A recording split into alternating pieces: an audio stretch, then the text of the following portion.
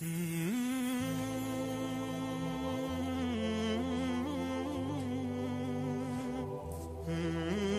دخلت الجنة ستكتشف أنها أجمل بكثير من خيالاتك، وأروع بكثير من تصوراتك، وأهنأ بكثير من أحلامك.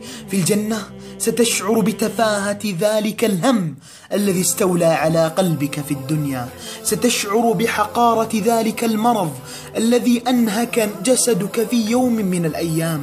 وعندما تقف عند باب قصرك وتنظر إلى مساحاته الهائلة وأنواره المشعة، تعلم يقينا أن الدنيا كل الدنيا لا تساوي شيئا.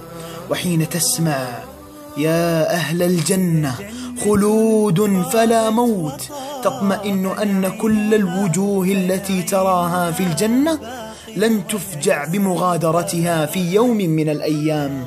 في الجنة لن تسمع أبدا جبر الله مصابك، ولن تقع عينك على عين بائس ومهموم، ولن تجلس في مجلس غيبة وبهتان.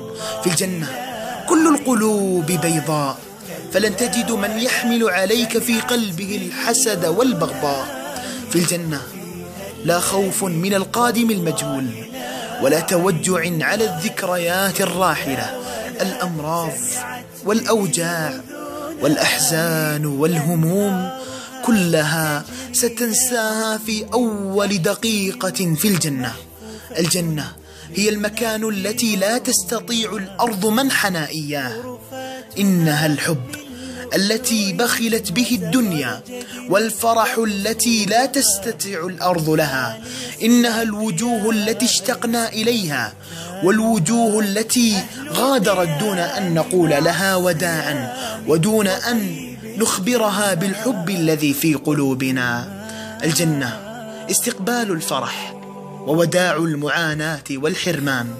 الجنة موت المحرمات وموت الممنوعات. الجنة موت الملل وموت التعب وموت اليأس. الجنة موت الموت. فعمل لجنات النعيم وطيبها، أنعم بدار الخلد والرضوان.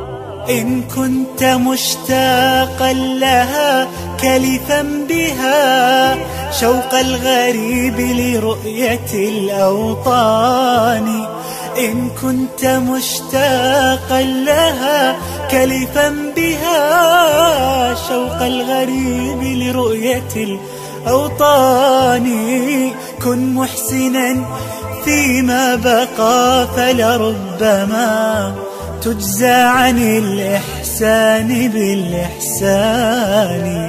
كن محسنا فيما بقى فلربما تجزى عن الإحسان بالإحسان. كن محسنا فيما بقى تجزى عن الإحسان بالإحسان.